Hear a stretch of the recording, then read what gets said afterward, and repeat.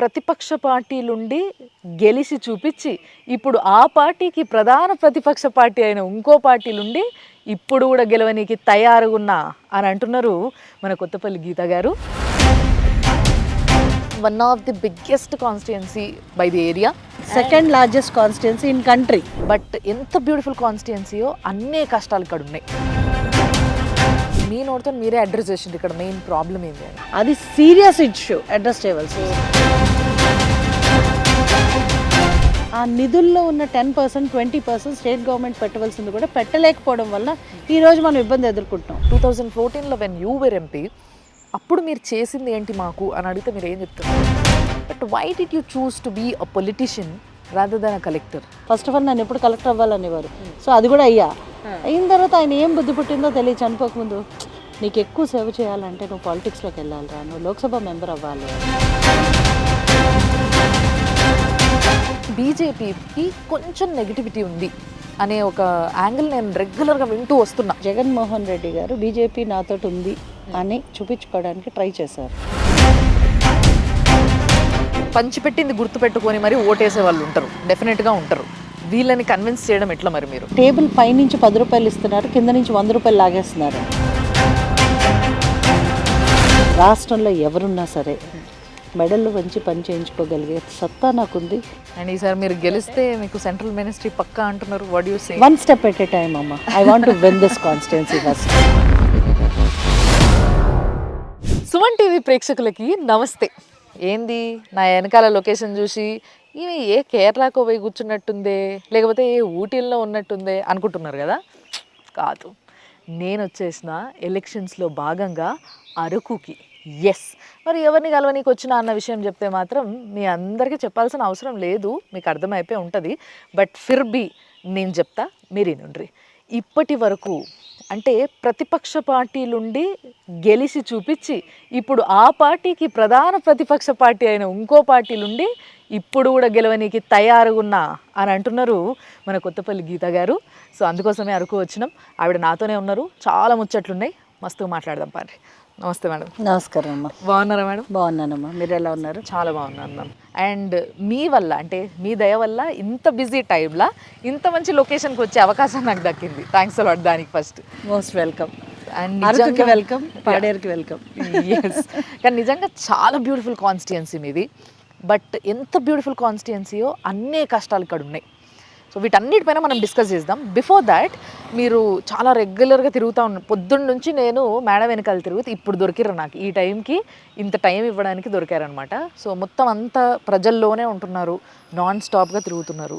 ఎట్లా రిసీవ్ చేసుకుంటున్నారు, ఏమనిపిస్తుంది మీకు? చాలా బాగా రిసీవ్ చేసుకుంటున్నారమ్మా. ఎందుకంటే మొట్టమొదటి నుంచి 2014 నుంచి కూడా ఇన్ఫ్యాక్ట్ చెప్పాలంటే ఈ కాన్స్టిట్యుయెన్సీలో, అరకు కాన్స్టిట్యుయెన్సీలో నాకన్నా ముందు కిషోర్ చంద్రదేవ్ గారు ఉన్నారు. ఆయన కూడా ఎప్పుడు పబ్లిక్లో లేరు.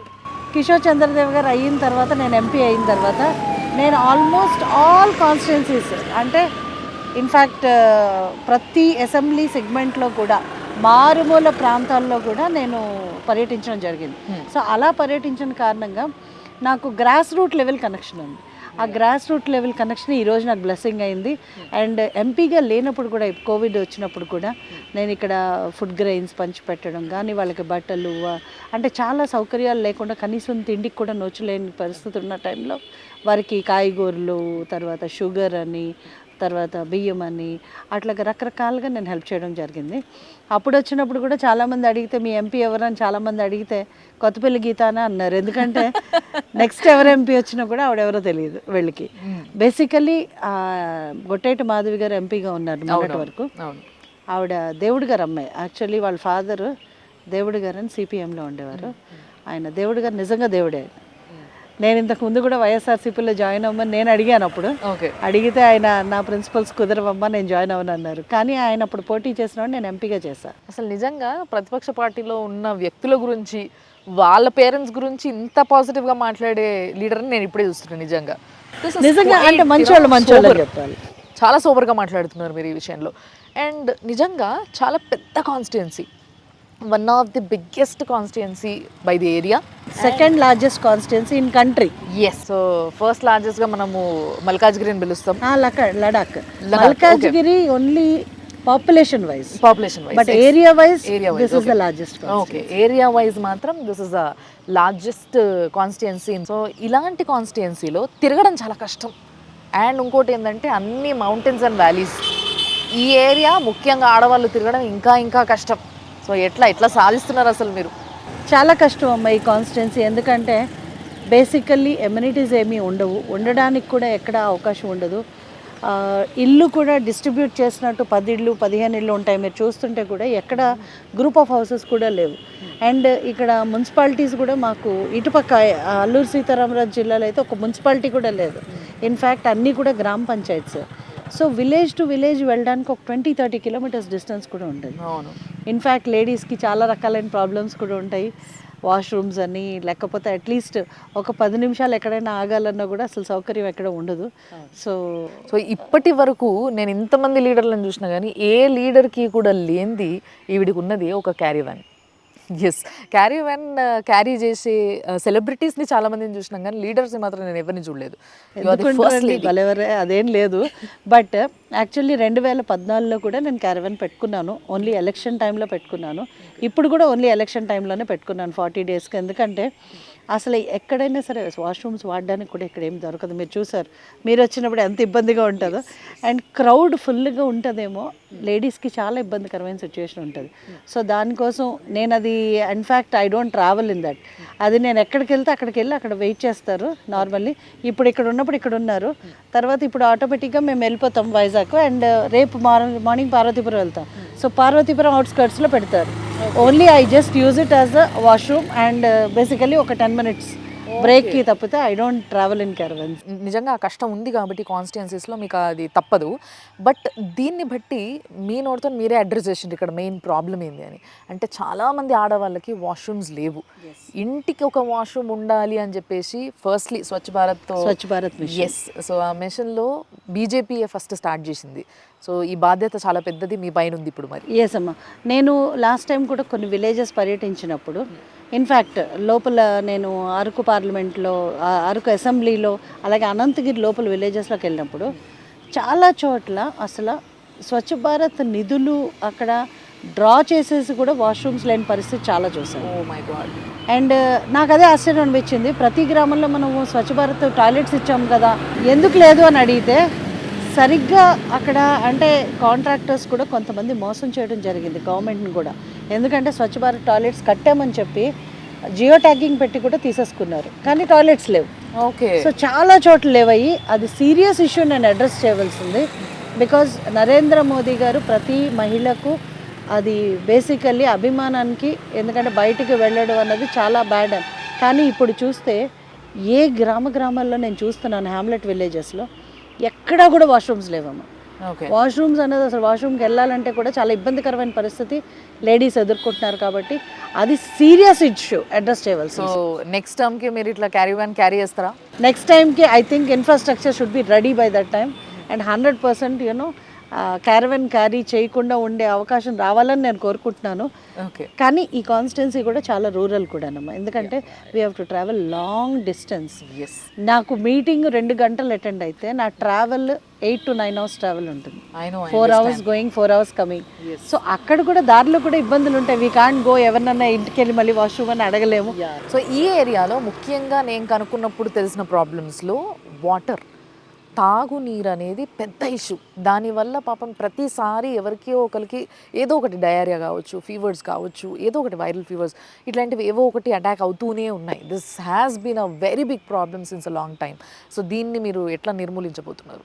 యాక్చువల్లీ నేను లాస్ట్ 14 to 19 కూడా నేను దీని మీద చాలా వర్క్ చేశానమ్మా. గవర్నమెంట్ నుంచి ఎంతవరకు ఫండ్స్ రాబట్టుకోమో అంతవరకు ఫండ్స్ రాబట్టుకున్నాం. ప్లస్ అది కాకుండా కూడా మా సొసైటీ ద్వారా, గీతా సొసైటీ ద్వారా we do lot of programmes. అంటే ఎడ్యుకేషన్ కానీ, ఎన్విరాన్మెంట్కి సంబంధించి కానీ, హెల్త్కి సంబంధించి కానీ, మెడిసిన్స్ ఇవ్వడం కానీ, ఇలాంటివి చాలా చేస్తూ ఉంటాం.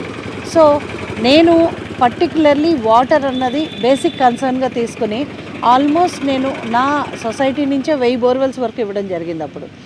సో అదొక మిషన్ లాగా చేయడం జరిగింది. అంటే సొసైటీలో నేను I don't take out side funds, what ever I do we do it from our own. Basically మా కంపెనీస్ దగ్గర ఉన్న ఫండ్స్ని డైవర్ట్ చేసి, ఎందుకంటే అది that is to our satisfaction మేము చేస్తూ ఉంటాం. సో ఇప్పుడు యాజ్ ఇట్ ఈస్ చెప్పాలంటే అంత ప్రాబ్లం లేదు, మన సొసైటీల వలన వాళ్ళ వల్ల చేయవలసిన అవసరం లేదు. ఓకే. ఎందుకంటే ఇప్పుడు government has a programme call Jal Jeevan machine.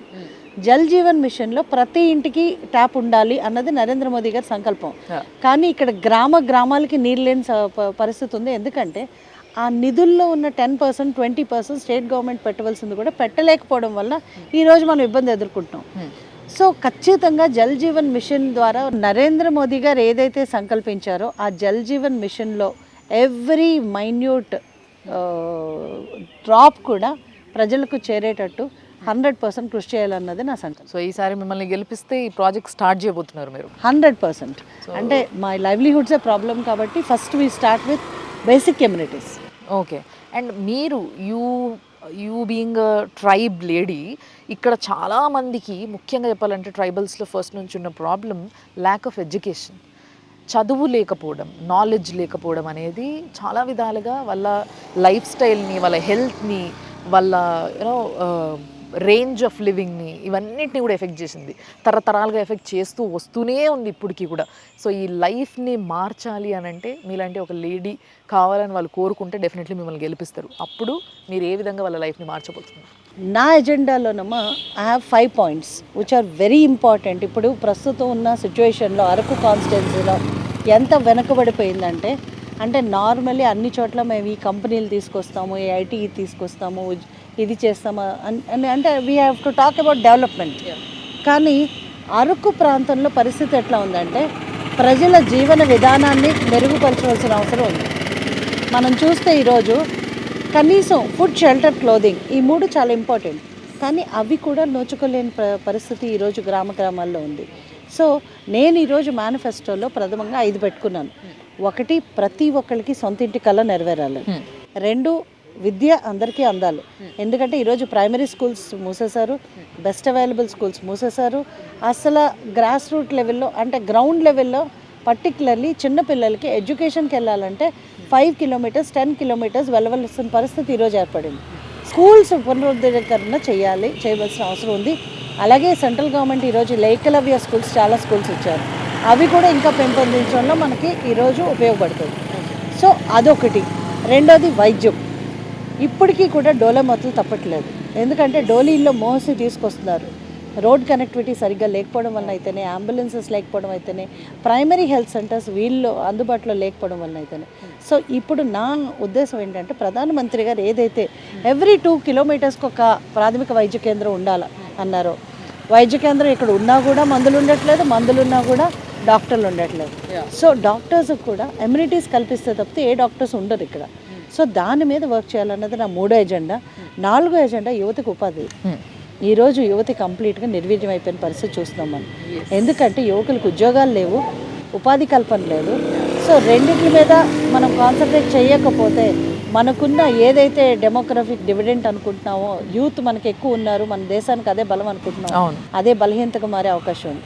ఎందుకంటే మద్యం మొత్తం కానీ, డ్రగ్స్ కానీ వీటిల్లో యువకులు పడి ఈరోజు ఉపాధి సరిగ్గా లేకపోవడం వల్ల వ్యసనాలకు బానిస అయిపోతూ ఉంటారు. సో ఆ పరిస్థితిని కాపాడంటే యువతని ఎనర్జైజ్ చేయాలి. సో యువతి ఉపాధి చాలా important.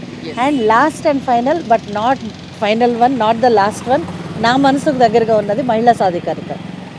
We have to empower women. Because మహిళలు చాలామంది బేసికల్లీ గిరిజన మహిళలు చాలా తెలివైన వాళ్ళు. నేను ఇందాక కూడా ఒక కంటెస్ట్లో మీకు చెప్పాను, మా కాన్స్టిట్యున్సీలో చెప్పాలంటే 4 మహిళలు లేడీస్ ఆల్రెడీ ఉండే పరిస్థితి ఉంది. సో ఇంకా కూడా 33% రిజర్వేషన్ ఇవ్వక ముందు కూడా మనకు ఆల్రెడీ మహిళా సాధికారత మా కాన్స్టిట్యున్సీలో ఉంది. చాలామంది గిరిజన మహిళలు ఈరోజు చెప్పాలంటే చాలా తెలివైన వాళ్ళు ఉన్నారు. వాళ్ళ కాళ్ళ మీద వాళ్ళు నిలబడే పరిస్థితి ఉంది. కాబట్టి వాళ్ళని ఫర్దర్ ఎంపవర్ చేసి ఐటీ పరంగా అయితేనే, లేకపోతే వాళ్ళు సెల్ఫ్ హెల్ప్ గ్రూప్స్ ఉన్నాయి కాబట్టి ఆ హెల్ప్ గ్రూప్స్ని వాళ్ళు బిజినెస్ ఎస్టాబ్లిష్ చేయడానికి హెల్ప్ చేయగలిగితే, ఇప్పుడు ముద్ర కూడా 20 lakh లోన్స్ ఇవ్వడం జరుగుతుంది. అండ్ సెల్ఫ్ హెల్ప్ గ్రూప్స్ ఇంతకుముందు 2 lakhs 3 lakhs ఇచ్చేది ఇప్పుడు 20 lakhs చేశారు. సో ఇవన్నీ కూడా పర్టికులర్లీ మహిళలకి ఉపయోగపడేటట్టు చేయాలన్నది. Let me ask this way, ఇప్పుడు వరకు మనము ఇలాంటి ఘాట్స్, ఇంత అందమైన ప్రదేశాలు ఎన్నో చూసినాం. లైక్ ఇండియాలో there are so many like this. So అక్కడ ఎక్కడైనా కానీ ఇప్పుడు కులు మనాలి తీసుకుంటే that is more higher in height కదా, అది పెద్ద పీక్ అది. సో దానిపైన కూడా డెవలప్మెంట్ అనేది బాగా చూసినాం మనం. అంటే దానిపైన కూడా ఇప్పుడు ఫర్ ఎగ్జాంపుల్ ఇక్కడ అరకు వ్యాలీలోనే టూరిస్టులు వస్తే వాళ్ళకి ఏం కమి ఉండదు, అంటే ఏం తక్కువ ఉండదు, అన్నీ మంచిగా ఉంటాయి. So the live happily for 2 or 3 days, మంచిగా వస్తారు, ఎంజాయ్ చేస్తారు, పోతారు. వాళ్ళకి ఒకవేళ సడన్గా ఏమైనా అయినా కూడా హాస్పిటల్ అన్నీ ఎవ్రీథింగ్ ఇస్ దేర్. బట్ ఇక్కడ ఉంటున్న ప్రజలకి ఏదైతే వెరీ ఇంపార్టెంట్ వాళ్ళకి మాత్రమే లేదు. అంటే నిజంగా చాలా నిర్లక్ష్యానికి లోనైన ప్రజలు వీళ్ళన్న విషయం తెలుస్తుంది. సో ఇలాంటి ప్రజలు ఇమీడియట్గా ఓ ప్రశ్న వస్తుంది, 2014లో వెన్ యూ వర్ ఎంపీ అప్పుడు మీరు చేసింది ఏంటి మాకు అని అడిగితే మీరు ఏం చెప్తారు? ఈరోజు అరకు ప్రాంతం టూరిజంగా అభివృద్ధి చెందడానికి కూడా అరకుని ఇంటర్నేషనల్ మనం ఈరోజు నేషనల్ లెవెల్లో పెట్టడానికి కారణం కూడా మనమే. అది ప్రథమంగా ఫస్ట్ ఇష్యూ. సెకండ్ ఇష్యూ ఏంటంటే అరకు ప్రాంత ప్రజలకు 2014 నుంచి 19 వరకు నేను చాలా విధాలుగా దానికి కృషి చేయడం జరిగింది. ఇప్పుడు ప్రైమరీ హెల్త్ సెంటర్స్, హాస్పిటల్స్ ఉన్నాయి. ప్రత్యేకంగా అరకు హాస్పిటల్ మీరు చెప్తే, అరకు హాస్పిటల్లో నేను ఎంపీగా ఉన్నప్పుడు రాత్రి నేను ఒకరోజు ఇన్స్పెక్షన్కి వెళ్ళి అక్కడ ఉన్న ఎమ్యూనిటీస్ మీద రిపోర్ట్ ఇచ్చి దాని మీద కూడా నేను టేకప్ చేయడం జరిగింది. సో రకరకాలుగా నేను ఎప్పుడు కూడా గవర్నమెంట్ మిషనరీని కాంప్లిమెంట్ చేస్తూ వెళ్తూ వచ్చాను ఇప్పటి వరకు. అండ్ పర్టికులర్లీ బయోటెక్నాలజీ పార్క్ కానీ, లంబసింగిలో మనం చేస్తున్న డెవలప్మెంట్ కానీ ఇవన్నీ కూడా సెంట్రల్ గవర్నమెంట్ నిధులతోటే జరిగాయి. అండ్ అరకులో school of tourism management school కూడా పెట్టాలన్నది నా సంకల్పం ఫస్ట్ నుంచి కూడా. ఎందుకంటే ఇక్కడున్న యువకులకు ఉపాధి కల్పించడానికి అది ఉపయోగపడుతుందని. సో నేను అరకులో ఉన్నప్పుడు 27 అంబులెన్సెస్ ఇచ్చాను. అంబులెన్సెస్ లేవు ఇక్కడ, ప్రాబ్లం గురించి చివరికి హాస్పిటల్లో మార్చరీ డెడ్ బాడీ పెట్టడానికి మార్చరీ బాక్స్ కూడా లేకపోయిన పరిస్థితుల్లో మార్చరీ బాక్సెస్ ఇవ్వడం జరిగింది. అండ్ స్ట్రీట్ లైటింగ్ చాలా చోట్ల స్ట్రీట్ లైటింగ్ యొక్క పాము కోట్లకి గురై చనిపోతున్నారని చెప్పి స్ట్రీట్ లైటింగ్ సోలార్ ఇప్పుడు నరేంద్ర మోదీ గారు సెంట్రల్ గవర్నమెంట్ నుంచి ఇస్తున్నారు. నేను అప్పట్లో LED lamps with solar panels ఇవ్వడం జరిగింది. ఎందుకంటే కరెంటు బిల్లులు కట్టలేని పరిస్థితుల్లో సర్పంచెస్ ఉండడం వలన, పర్టికులర్లీ ఆ పంచాయతీలు ఉండడం వలన దాని కారణంగా చాలా ఇబ్బందులకు గురయ్యారు, అసలు లైటింగ్ కూడా లేని పరిస్థితిలో. సో ఒక మ్యాజిక్ బ్యాండ్ అన్నది ఒకటి లేదు. కానీ నాకు ఫ్రాంక్లీ స్పీకింగ్ నేను అన్ని పార్టీలతోటి కలిసి పనిచేశాను. ఎందుకంటే పార్టీతో డిఫర్ అయ్యాను నేను ఫస్ట్లోనే. ఆ డిఫర్ అయిన కారణంగా అందరితో కలిసి పనిచేశాను. అందరితో కలిసి పనిచేసిన కారణంగా 25 crores నా ఎంపీ ల్యాడ్స్ ఉంటే దానికి కన్వర్జెన్స్ చేసి రోడ్ల విషయంలో కూడా ఎన్ఆర్ఈజిఎస్ గ్రాంట్లు కలిపి ఆల్మోస్ట్ 25 crores కాస్త 80 to 120 crores వరకు తీసుకెళ్ళగలిగాను. ఓకే, నేను 10 lakhs ఇస్తే అక్కడి నుంచి ఇంకో 20 lakhs కలిపి అట్లాగా చాలా రోడ్లు వేయించుకోగలిగాం. అండ్ మారేడుమెల్లో ఇంచుమించు ప్రతి ఇంటికి టాప్ ఇవ్వగలిగాం అక్కడ, అంటే మోడల్ విలేజ్గా తీసుకుని. సో అట్లాగా చాలా విషయాల్లో ఎంతవరకు చేయగలమో అంతవరకు చేయగలిగాము. అంటే యాక్చువల్గా మీ ప్రొఫైల్ నేను చూసినప్పుడు నాకు అనిపించింది, అంటే డిప్యూటీ కలెక్టర్ వరకు వచ్చిన మీరు, కలెక్టర్ అయితే అదో రకం వేరే మర్యాద ఉంటుంది. మనం ఎప్పుడైతే పబ్లిక్లో వస్తామో అప్పుడు సర్వీస్ చేసే అవకాశం ఉంటుందేమో, కానీ పేరు చెడ్డ మంచి అన్నీ అవుతాయి. అంటే బురద జల్లేటోళ్ళు కూడా పెరిగిపోతారు. But why did you choose to be a politician rather than a collector? డెఫినెట్గా పొలిటీషియన్కి ఉన్న స్కోప్ చాలా వాస్ట్ అమ్మ. అఫ్కోర్స్ అంటే వీఆర్ నాట్, నేను లాస్ట్ టైం కూడా చెప్పాను, మనం ఐస్ క్రీమ్ కదా అందరికీ నచ్చడానికి. ఎక్కడైనా మనకుండే ప్రాబ్లమ్స్ ఉంటాయి. లేడీస్ అన్న తర్వాత బ్యూరోక్రాటిక్గా ఉన్న ఉంటాయి, పొలిటికల్గా ఉన్న ఉంటాయి. కొంతమందికి మనం నచ్చుతాం, కొంతమందికి మనం నచ్చవు. It doesn't matter beyond the point. మనకంటూ ఒక గోల్ ఉన్న తర్వాత నేను ఎప్పుడు ఒకటే చెప్తాను, మన గోల్ ఇంకా స్ట్రైట్గా చూస్తూ bird's eye should be your goal. నువ్వు చేయాలనుకున్న సర్వీస్ ఖచ్చితంగా చెయ్యి. ఎవరు ఏమనుకున్నా సరే నీ గోల్ కరెక్ట్గా పెట్టుకుని ముందుకు వెళ్తే ఇంకా అంటే మనం జర్నీ చేస్తున్నప్పుడు మనం చూసి చాలామంది మంచి మాట్లాడే వాళ్ళు ఉంటారు, చెడు మాట్లాడే ఉంటారు. చెడు మాట్లాడితే just let it go off. మంచి మాట్లాడితే you take it as a compliment and boost your energy to work more harder. అంతే తప్పితే నేను ఎప్పుడు క్రిటిసిజంని పాజిటివ్గానే తీసుకుంటాను. ఎవరైనా క్రిటిసిజం చేస్తున్నారంటే వాళ్ళకి ఇన్సెక్యూరిటీ ఉండడం వల్ల మనం క్రిటిసైజ్ చేస్తారు. ఎండ్ ఆఫ్ ద డే అంతే, అంతకు మించి ఇంకేం లేదు. ఇప్పుడు ఫర్ ఎగ్జాంపుల్ నాకు ఎలాంటి ప్రాబ్లం పక్క వాళ్ళతో లేనప్పుడు వాళ్ళని ఎందుకు క్రిటిసైజ్ చేస్తాను? అండ్ అంటారు కదా, పళ్ళున్న చెట్ల మీద రాయలు పడతారు. So simple. సో క్రిటిసిజం అన్నది I take it in a positive way. మీ మెయిన్ ఎజెండా ఏంది పొలిటీషియన్ అవ్వడానికి? అంటే ఎందుకు పొలిటీషియన్ అవ్వాలనుకున్నారు మీరు? మా ఫాదర్ యాక్చువల్లీ చాలా సర్వీస్ చేశారు. Before his death he he's done lot of service. Because ఆయన చదివించినాడు మిషనరీస్ అని పాస్ట్ అవుతారని చదివించారు. కానీ ఆయన డిగ్రీ చదువుతుండగా ఆయన మిషనరీ చనిపోవడం వలన ఈయన రెవెన్యూ డిపార్ట్మెంట్లోకి వెళ్ళి కలెక్టర్ అయ్యారు.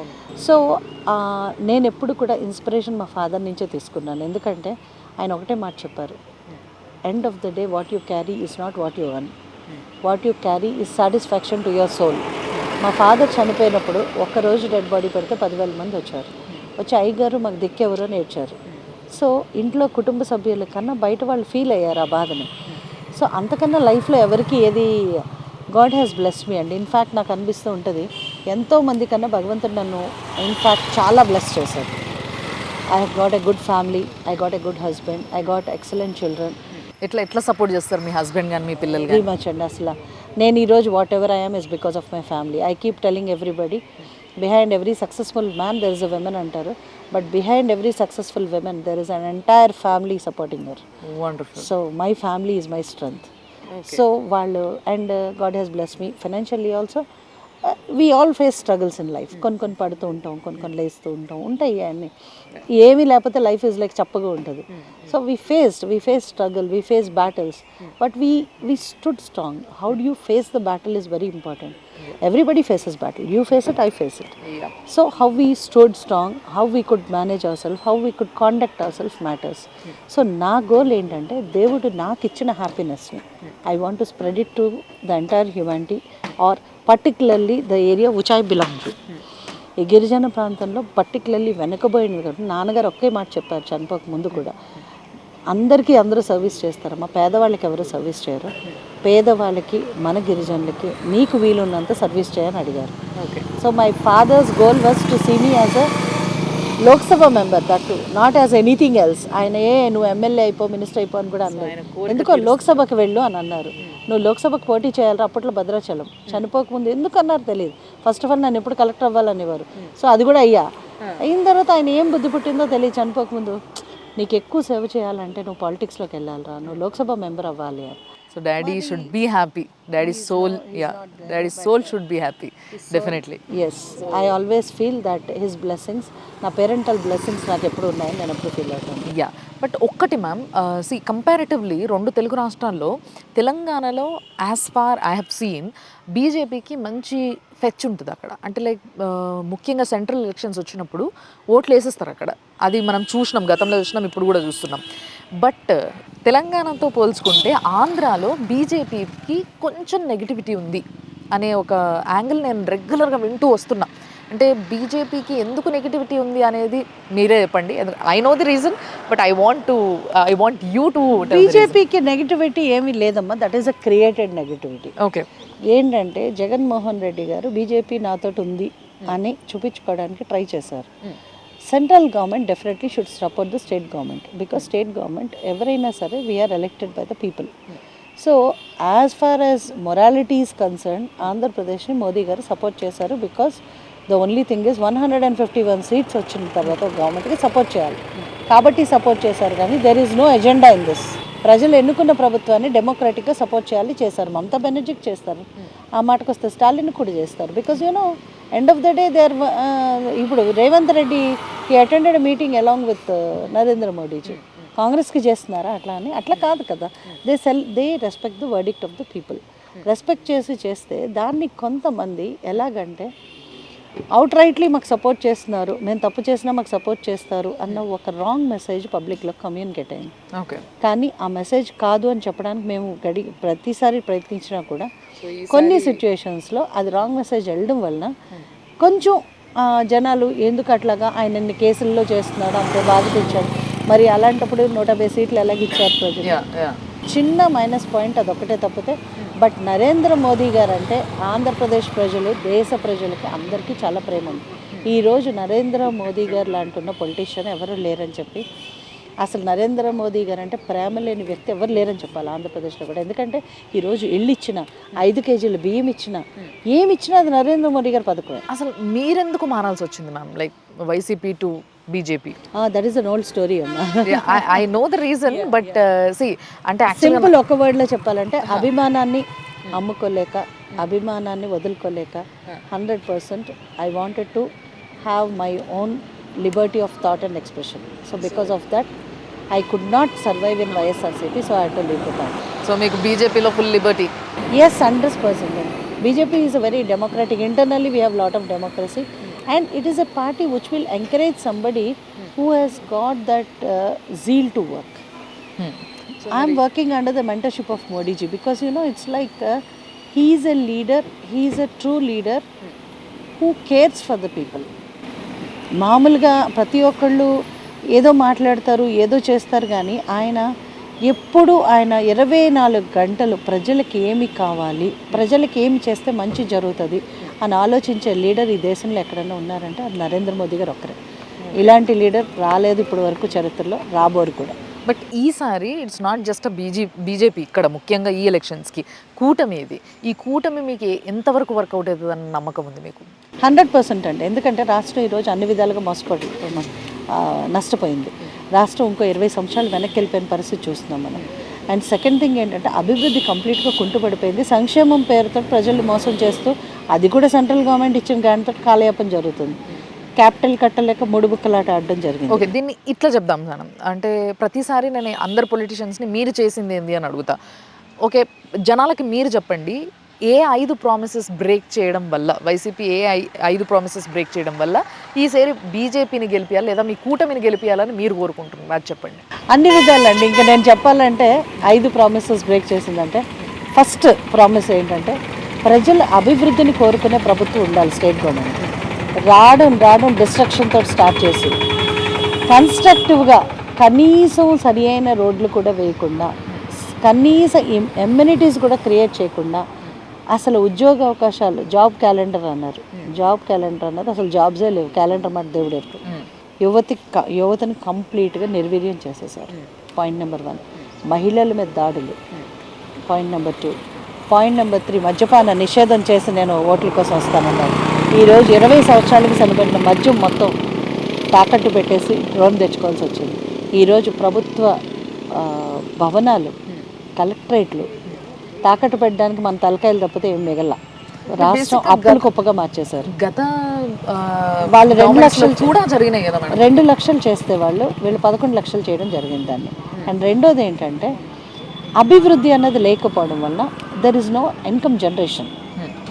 ఇన్కమ్ జనరేషన్ లేకుండా ఉన్న డబ్బుల్ని అప్పుల కుప్పగా మార్చేసి పంచి పెడుతూ కూర్చుని నేను సంక్షేమం చేసేసాను.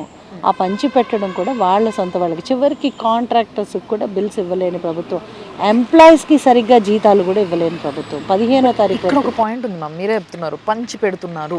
సో ఎప్పుడైతే పంచి పెట్టినప్పుడు తీసుకున్న ప్రజలు ఉంటారో దాంట్లో కొంతమంది పంచిపెట్టింది గుర్తుపెట్టుకొని మరి ఓటేసే వాళ్ళు ఉంటారు, డెఫినెట్గా ఉంటారు. వీళ్ళని కన్విన్స్ చేయడం ఎట్లా మరి మీరు? అంటే ఇప్పుడు ప్రజలకు కూడా అర్థమైంది ఏంటంటే టేబుల్ పైనుంచి 10 రూపాయలు ఇస్తున్నారు, కింద నుంచి 100 రూపాయలు లాగేస్తున్నారని. ఎందుకంటే 9 సార్లు కరెంటు బిల్ పెంచిన ప్రభుత్వం ఏదైనా ఉందో ఇదే. రాష్ట్రంలో ఇంటి పన్ను, చెత్త పన్ను, ఏ పన్ను లేకుండా లేని ప్రభుత్వం లేదు. ఈరోజు కరెంటు మీటర్లు పాకలకు కూడా పెట్టిన సందర్భాలు చూస్తున్నాం మనం. ఎందుకంటే నేను విలేజెస్లోకి వెళ్ళినప్పుడు ప్రజలు చెప్తున్నారు, అమ్మ మాకు తినడానికి తిండి లేదు, ఈ పాక ఉంది మాకు, దీని మీద కూడా ట్యాక్స్ వేసాడు.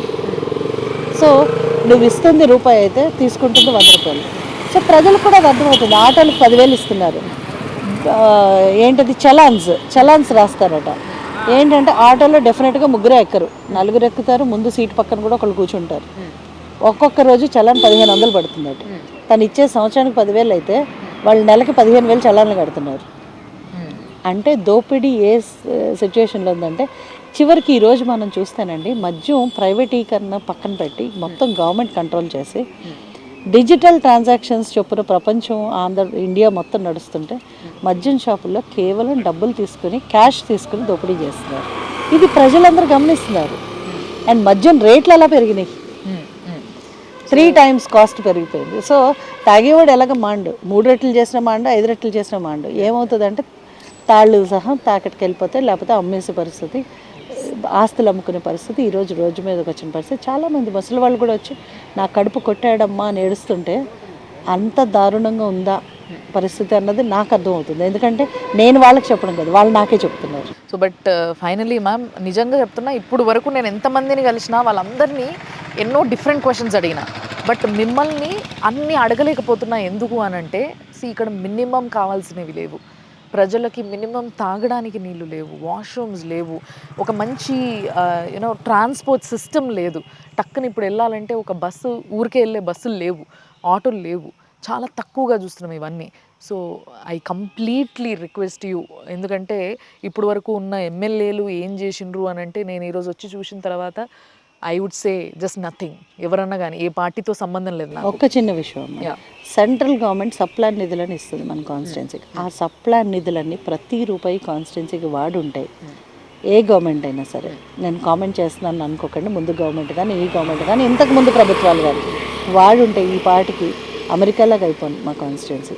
కానీ ఇక్కడ ఇచ్చిన సప్లాన్ నిధులు కూడా డైవర్ట్ చేసేసి వేరే పర్పస్కి వాడు చివరికి ఔటర్ రింగ్ రోడ్ హైదరాబాద్లో వేసిన సప్లాన్ నిధులు డైవర్ట్ చేసి, సో నిధులు డైవర్ట్ చేయడం వలన ట్రైబల్స్కి రావాల్సిన ఫెసిలిటీస్ రాకపోవడం వలన సెంట్రల్ గవర్నమెంట్ ఇచ్చినా కూడా, అంటే దేవుడి దయదలిచిన పూజారి దయదలిచపడం వల్ల ఇప్పటికీ ఈ రఫ్ టెరైన్లో రోడ్లు పడకపోవడం వల్ల ఇవన్నీ కారణాల వల్ల ఇక్కడ సఫరింగ్ అంత ఉంది. సో ప్రభుత్వం చిత్తశుద్ధిగా ఈసారి డబుల్ ఇంజన్ సర్కార్ వస్తే, ఈ రాష్ట్రంలో నేను బీజేపీలో ఇక్కడ గెలిస్తే రాష్ట్రంలో ఎవరున్నా సరే మెడల్లో వంచి పని చేయించుకోగలిగే సత్తా నాకుంది. 100% ఈసారి చేసి తీరుతాను. ఎందుకంటే నా గిరిజనులకు న్యాయం చేయాలన్న దృఢ సంకల్పంతో నేను ఉన్నాను. ఈ సంకల్పం మీకు ఉంది కాబట్టి మీరు మధ్యలో పార్టీ పెట్టినరన్న విషయం కూడా నాకు తెలుసు మ్యామ్. బట్ ఆ పార్టీ గురించి ఏమైంది, అసలు సౌండ్ వినిపిస్తలే. పార్టీ యాక్చువల్లీ నేను మర్జ్ చేస్తాను బీజేపీలో. పార్టీ పెట్టాను కానీ పార్టీ పెట్టి నడిపించడం ఇప్పుడు పవన్ కళ్యాణ్ గారు చెప్తూ ఉంటారు, చాలా చాలా కష్టమైన పని అండ్ డబ్బుతో కూడిన పని. మేము we have not earn money, no easy money. It is like every rupee is hard earn money. And politics చేయాలంటే అంత కష్టంగా సంపాదించుకున్న డబ్బులతో పాలిటిక్స్ చేయలేము. And lot of people they like పార్టీని రన్ చేయాలంటే కూడా దే బికమ్ నాకు ఇది కావాలి అది కావాలి. The way it was happening, I thought I'm not capable of running the party. Because ఇప్పుడున్న పొలిటికల్ సినారియో మానిటరీగా ఎట్లా ఉన్నారు ప్రజలను చూసిన తర్వాత I thought, no, this is not happening. I need a proper leader, shelter of a proper national party to do whatever is my goal. So ఆ తర్వాత నేను పార్టీని 5 లక్షల మెంబర్షిప్ చేశాను. బట్ స్టిల్ పార్టీని మర్జ్ చేసేసి ఐ థాట్, అంటే merge చేయమని కూడా నాకు అమిత్ షా గారు పిలిచి చెప్పడం జరిగింది. నీ నాలెడ్జ్, నీ క్యాపబిలిటీ మేము పార్టీకి వాడుకుంటాం అని చెప్పారు. అండ్ ఈసారి మీరు గెలిస్తే మీకు సెంట్రల్ మినిస్ట్రీ పక్కా అంటున్నారు. What you say? One step at a time అమ్మ. I want to win this constituency first. అంటే బీజేపీలో ఎవరైనా సెంట్రల్ మినిస్టర్ అంటే ఆనందపడవలసిన విషయం కాదు, రెస్పాన్సిబిలిటీ పెరుగుతుంది అన్న విషయం. ఎందుకంటే we know central minister sits for 1 hour also freely. వాళ్ళ ఫ్యామిలీకి కూడా టైం ఉంది. They utilize you to the fullest extent. So అది secondary. We will see that later how party wants to use my services and my knowledge. But now my challenge is I want to win this seat and gift it to the central government and Modi ji and get what I want from them for my constituency. నా ట్రైబల్స్కి రావాల్సిన benefits అన్నీ కూడా నేను 100% ఈరోజు సాధించుకోవడానికి, నేను ఈ constituency 100% win అవ్వడానికి నా సాయశక్తిలో కృషి చేస్తాను. Thank you ma'am. అండ్ నిజంగా మిమ్మల్ని జనాలు గెలిపిస్తే నెక్స్ట్ టైం నేను వచ్చినప్పుడు నేనే హ్యాపీగా ఈ కాన్స్టిట్యున్సీని చూసి ఫుల్ ఖుషీలా మీ దగ్గరకు వచ్చి మాట్లాడాలని నేను కూడా కోరుకుంటున్నాను. మళ్ళీ రండమ్మా, తప్పకుండా వస్తా. అండ్ మీకే కాదు, ఎవరిని జనాలు ఇక్కడ గెలిపించినా I request you and the other person also, if they are winning or if you are winning, anything it may be, but ఇక్కడ ప్రజలకి మాత్రం న్యాయం జరగాలి అన్న ఫీలింగ్ నాకు ఈరోజు తిరిగిన తర్వాత అనిపించింది. అండ్ మీకు ఆల్ ది బెస్ట్. మీరు ఒక మంచి ఆలోచనతో ఉన్నారు, థ్యాంక్ యూ అమ్మా, మంచి చేయాలన్న ఒక ఉద్దేశంతో ఉన్నారు కాబట్టి all the best and thanks for the time. Thank you so much. Thank you so much.